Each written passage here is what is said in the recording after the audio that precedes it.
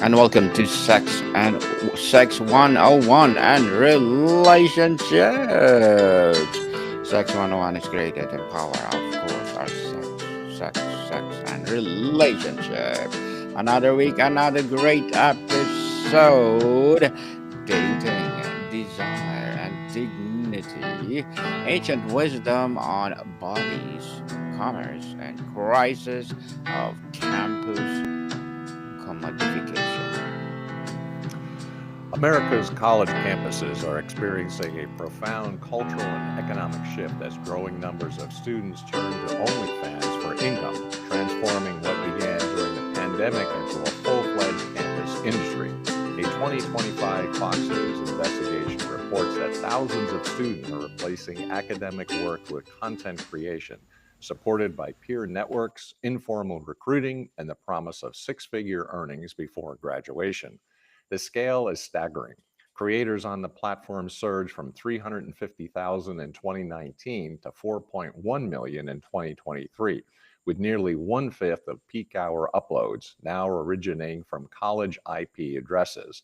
Many students earn between $1,800 and $4,200 monthly, enough to offset tuition at major public universities. But behind the apparent financial windfall lies a troubling cost: rising cases of doxing, stalking, blackmail, and the normalization of viewing one's body as a diminishing commodity. Interesting, Mr. Meg. So we need to talk about what's happening on college campuses right now with OnlyFans. The article, The OnlyFans Pipeline, paints a pretty disturbing picture. Can you give us the overview of what's actually happening here? Absolutely. And I want to start by acknowledging that this is one of those cultural moments when we're watching something seismic happen in real time. And most people, parents, educators, even students themselves, don't fully grasp the scale or implications yet. According to the Fox News investigation cited in this article, we're witnessing the systemic colonization of higher education by a platform that monetizes explicit content. This isn't a handful of desperate students making extreme choices. The numbers tell a different story. 350,000 creators in 2019 exploded to 4.1 million by 2023. That's over 1,000% growth in 4 years. What makes this particularly striking from a historical perspective is that we're watching the complete normalization of what previous generations would have clearly identified as prostitution. The article quotes Simone de Beauvoir, that is, prostitution is itself the supreme triumph of capitalism. When the client pays, the woman degrades herself. Now, de Beauvoir wasn't writing from a Christian perspective. She was a secular existentialist, but she understood something fundamental about the commodification of sexuality that we've apparently forgotten. The early church fathers wrote extensively about porneia, a Greek term that's encompassed all sexual activity outside of marriage, including prostitution.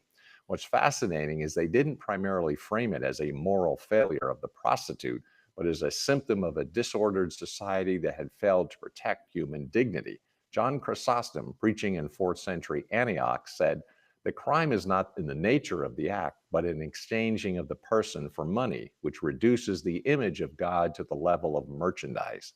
He's identifying exactly what's happening here. When sexuality becomes transactional, the human person, created in God's image, gets reduced to a commodity with a price tag. The article describes how this has become systematized on campuses.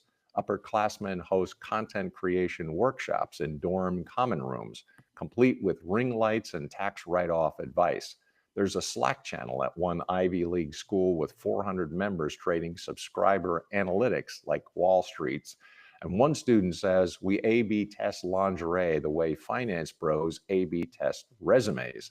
This is entrepreneurial language applied to the sale of sexual access to one's body. The mechanics are, as the article notes, ruthlessly efficient. From a Christian anthropological perspective, this represents a fundamental confusion about what a human body is. The ancient tradition, drawing from both Genesis and Paul's letters, insisted that the body isn't something you have, a piece of property you can dispose of at will, but something you are.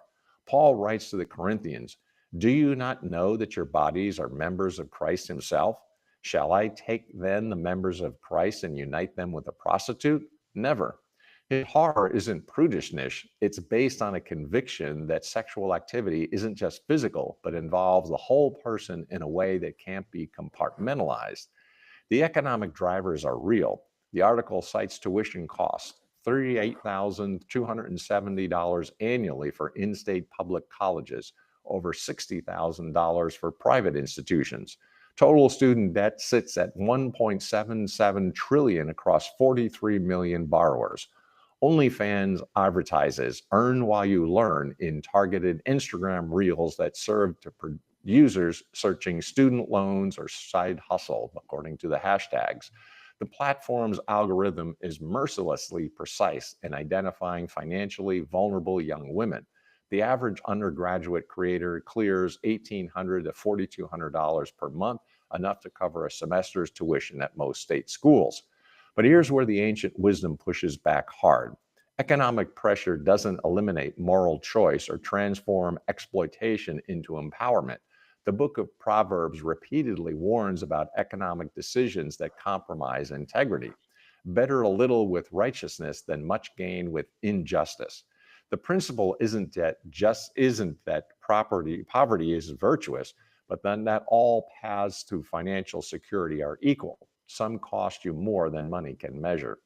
Augustine, writing about his own sexual struggles before conversion, describes how he commodified relationships. I was in love with loving, and I hated security and a path free of snares. I polluted the spring of friendship with the filth of sexual immorality. He's articulating something crucial. When sexuality gets separated from covenant commitment and treated as a consumer good, it corrupts not just the act, but your entire capacity for genuine intimacy. You learn to relate to others and to yourself as objects to be used rather than persons to be loved. The article mentions that campus culture has completely flipped. High school students are filmed chanting, "What's wrong with OnlyFans? We're doing it at 18." Sorority Rush now includes whispered subscriber counts the way it once included SAT scores. This isn't happening in a cultural vacuum. We spent decades telling young people that sexuality is just another lifestyle choice, that your body is your own to do with as you please, that empowerment means monetizing whatever the market will pay for. And now we're shocked when they take those messages seriously. Tertullian, writing in 3rd century Carthage, observed how cultural messages shape moral institutions. Custom without truth is but old error. Just because something becomes normalized doesn't make it right. The early Christians were constantly pushing back against cultural practices that their society considered perfectly normal: infanticide, gladiatorial games, slavery, and yes, prostitution. They insisted that there's an objective human dignity that exists whether or not the surrounding culture recognizes it. What's particularly insidious is the language of empowerment that surrounds all this. Students talk about being content creators and entrepreneurs, but the article reveals what's actually happening: doxing, stalking, blackmail, and physical threats. A 2024 Europol report documented 187 stalking incidents linked to OnlyFans geotags. 41 required armed response. One creator discovered a subscriber living in her attic after driving 5 hours to find her. Another 7-figure earner sleeps with a loaded gun and a dog, convinced her wealth has made her a target. This is where the rubber meets the road.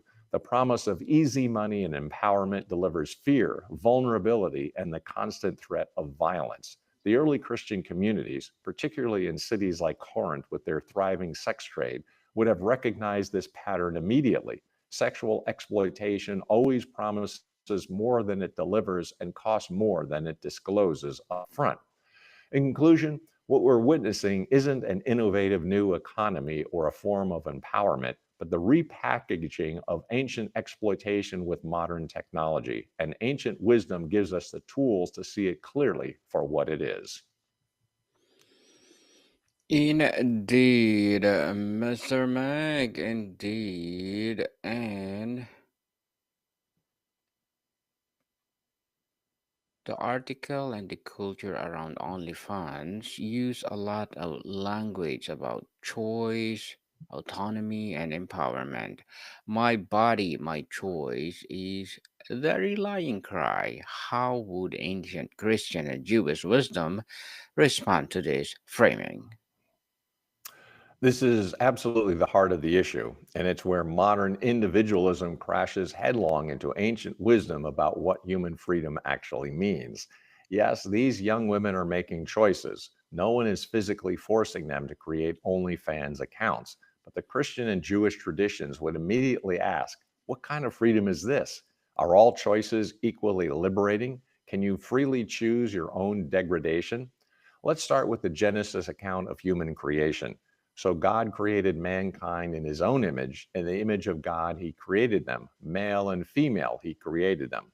The concept of imago Dei, the image of God, became absolutely foundational to Christian anthropology. Every human being, regardless of circumstance, carries inherent inalienable dignity, not because of what they accomplish or what they can offer the market, but because of whose image they bear. This dignity can't be sold, can't be rented out, can't be commodified, even if the person themselves attempts to do so. Gregory of Nyssa in the 4th century developed this further. The imago Dei consists in freedom, rationality, and moral capacity. To choose against one's true nature is not freedom but bondage to lesser goods. This is the crucial distinction. Ancient wisdom distinguishes between autonomy, the mere capacity to make choices, and authentic freedom, which is the power to choose what genuinely leads to human flourishing. Think about it this way: a heroin addict has autonomy. No one is forcing the needle into their arm. We don't look at addiction and say, how empowering. They're exercising their freedom. We recognize that addiction is bondage masquerading as choice. The ancient wisdom traditions would say something similar is happening here. These young women are exercising autonomy in a way that ultimately constrains their freedom. The article describes the dopamine loop that rivals fentanyl: validation in real time, cash in real time, identity collapse in real time. A 2025 UCLA study of 600 student creators found a 31% spike in anxiety disorders and a 27% drop in personal perceived life satisfaction after 18 months. This isn't what freedom looks like. This is what ancient philosophers called weakness of will, where you choose something that seems appealing in the moment, but undermines your long term well being. Aristotle, in the Nicomachean Ethics, distinguished between being free to pursue whatever you desire and being free to become the kind of person capable of genuine human flourishing. He writes, the many are slaves to pleasures, living the life of grazing animals. That sounds harsh, but he's making an important point. Humans are capable of something higher, not in just responding to whatever stimulus offers immediate gratification. Real freedom involves the cultivation of practical wisdom that allows you to choose well. Paul picks up similar themes when he writes to the Galatians. You, my brothers and sisters, were called to be free, but do not use your freedom to indulge the flesh. Rather, serve one another humbly in love. Notice the paradox. You express freedom not through unlimited self indulgence, but through self giving love. The Christian tradition has always insisted that true freedom is freedom for something, for love, for service, for becoming fully human, not just freedom from external constraint. The Jewish wisdom tradition adds another dimension. Proverbs repeatedly warns about the consequences of treating sexuality casually. Can a man scoop fire into his lap without his clothes being burned? The imagery is visceral. There are natural consequences to certain choices that aren't arbitrary punishment but built into the structure of reality. When you commodify sexuality, you don't just make a neutral economic transaction, you reshape your capacity for intimacy, trust, and genuine connection. Here's where it gets really interesting. The article notes that 60%, 68% of former creators omitted OnlyFans from their resumes, and of those who disclosed, 74% received zero callbacks from Fortune 500 companies. Background check companies now can flag at adult platform watermarks in zero point 0.7 seconds. So these young women aren't making a free choice that will follow them forever. closing doors they don't even know exist yet. Is that really informed consent? Clement of Alexandria, writing in the second century, addressed the rhetoric of personal freedom that was popular in his cosmopolitan system. They proclaim freedom, but they are themselves slaves of corruption.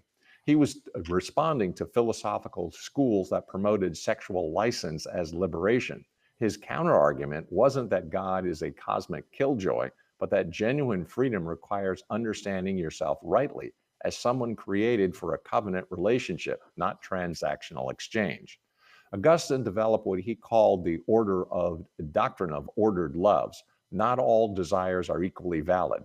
Some align our true nature and lead to flourishing, while others promise satisfaction but deliver emptiness.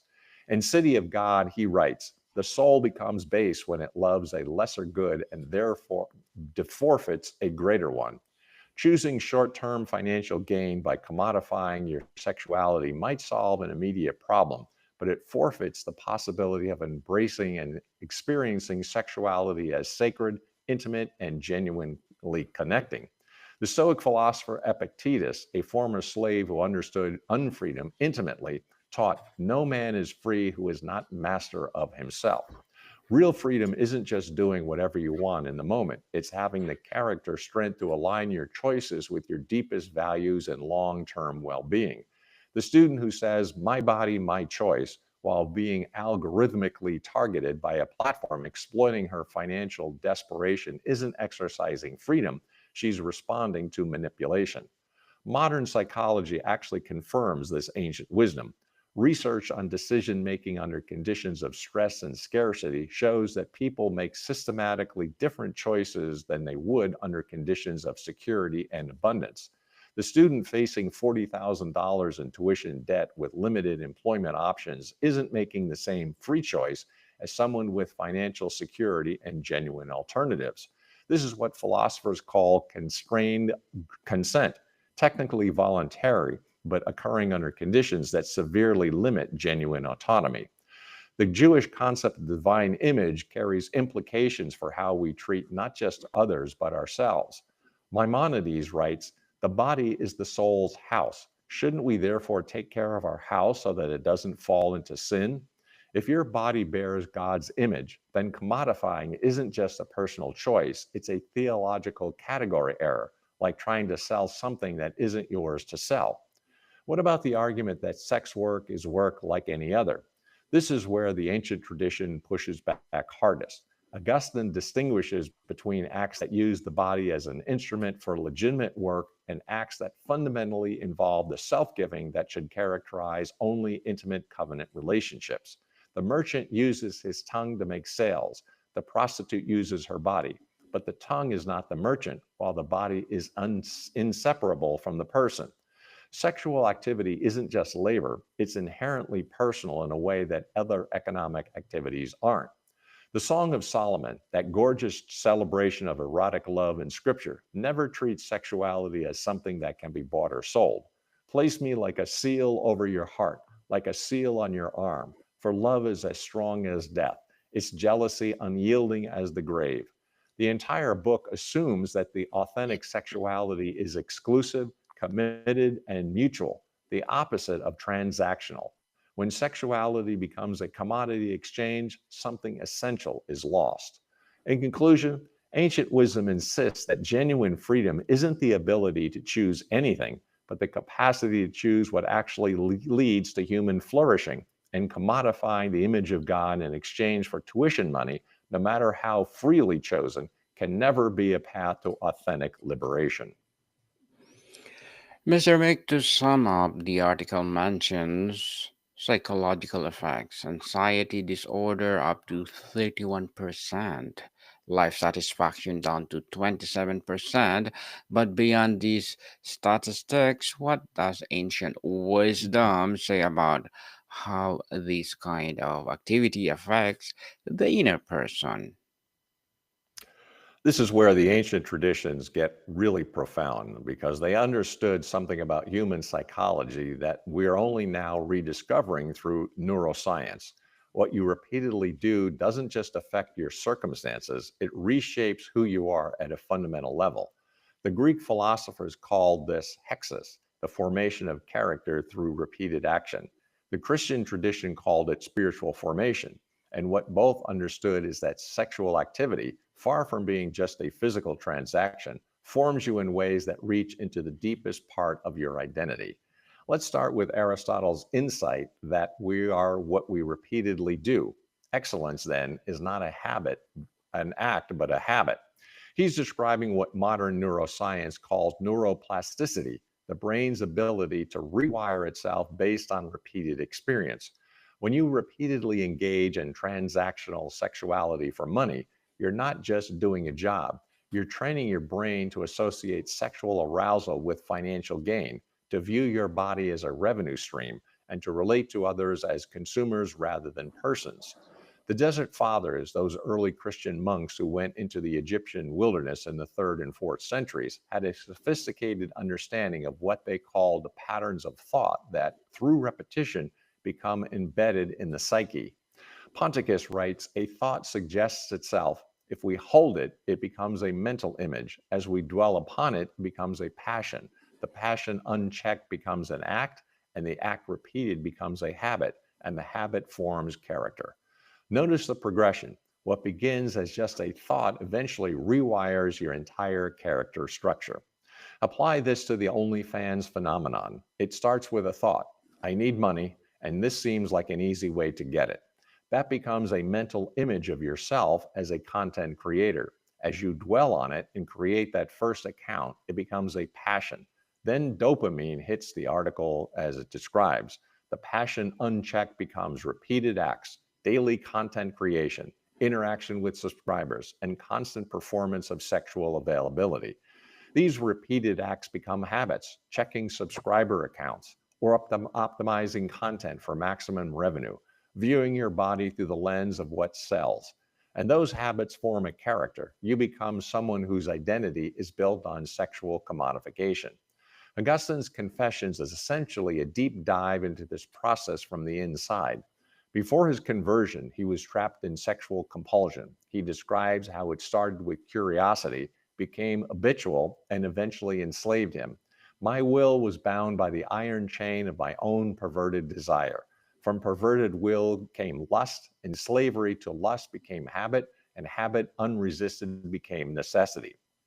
Notice that language. What started as a choice became a necessity. That's addiction formation, and it happens with OnlyFans just as surely as with any other addictive behavior.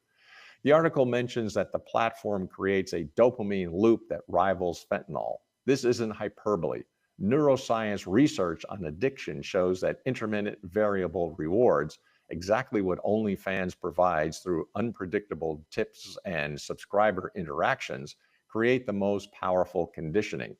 B.F. Skinner demonstrated this with pigeons in the 1950s, but the principle applies to humans. When rewards are unpredictable, when behavior becomes compulsive, you can't stop checking because maybe this time will be the big payout.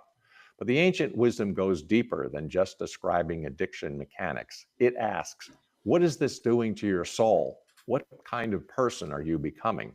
John Chrysostom preaches, nothing is more base than to make a trade of one's body. You have made yourself cheaper than any vile merchandise. His concern isn't just the act, but the self-conception it creates. When you learn to view yourself as merchandise, you lose the capacity to relate to yourself or others as persons of inherent worth.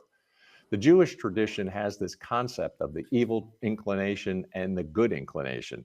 But Talmud teaches that every person has both, and the spiritual life consists of strengthening the good inclination while weakening the bad. But here's what's crucial: these inclinations grow stronger or weaker based on what you feed them. Rabbi Eliezer said, whoever satisfies his evil inclination is like one who worships idols. The comparison to idolatry is telling. It's not just that satisfying disordered desires is wrong, but that it fundamentally reorients your worship, what you build your life around. When a student begins creating OnlyFans content, she's not just earning money, she's training herself to find identity, worth, and emotional regulation through the validation of strangers' sexual attention. The article describes students checking subscriber counts the way addicts check for their neck fixed. That's not metaphorical, that's describing an actual psychological dependency forming. Clement of Alexandria warned about this exactly. Pleasure, if she finds a man enslaved to her, tyrannizes over him. Notice the progression. First, you choose pleasure, then you become enslaved to it, then it tyrannizes you.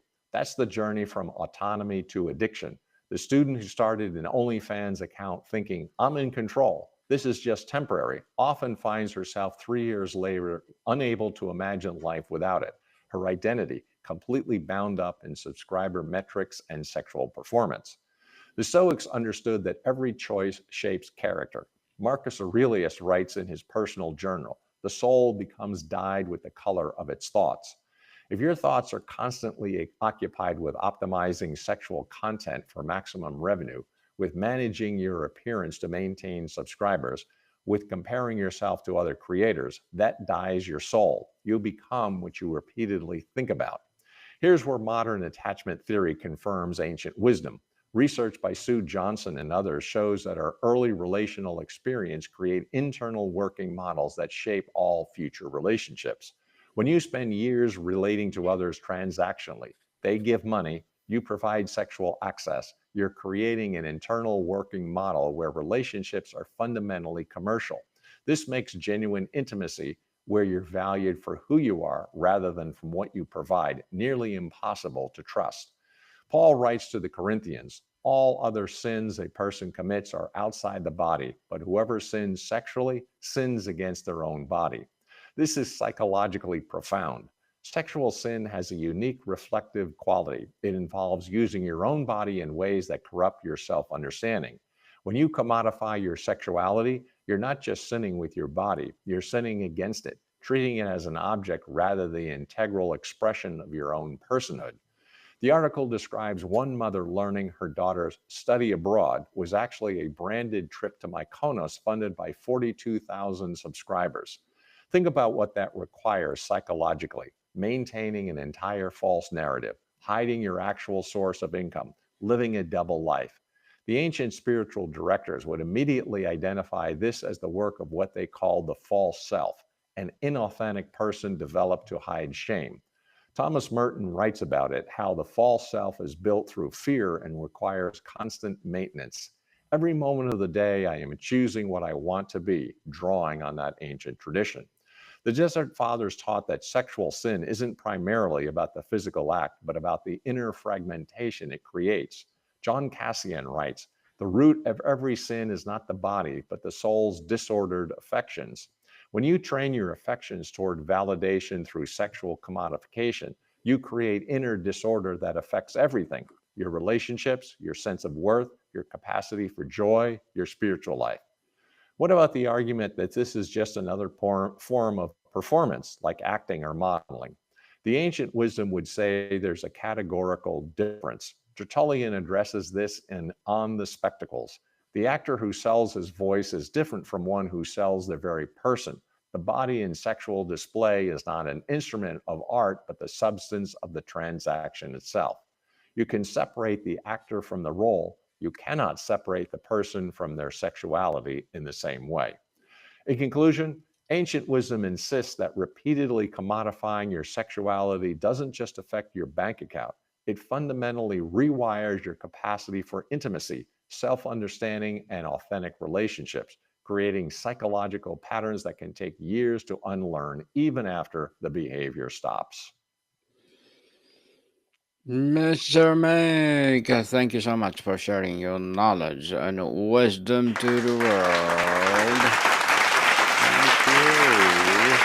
And people, dating, desire, and dignity, ancient wisdom on bodies, commerce, and crisis of campus commodifications, and covers how timeless truth can illuminate on today's most pressing cultural challenges. As a modern campus life increasingly threats relationship like transaction and reduce human connection to convenience, this perspective call us back to a deeper understanding of desire rooted in respect virtue, and authentic person personhood. So, Mr. Meg, would you like to plug in something? Thank you. Appreciate the opportunity. Write the book, grow the business. Connect with me on LinkedIn. GMIC, the Doctor of Digital Smith, PhD. Listen to the Doctor of Digital podcast.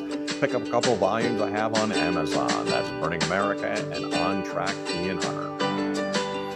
Yes, people, let's support Mr. Meg, the Doctor Digital, and please do listen to our daily podcast, Mental Health 101. Mental Health 101 is created to empower our mental health awareness. So, Mr. Meg, thank you so much for your time. Thank you, my friend. Until next time, Deus Vult. Body count, people. See you soon.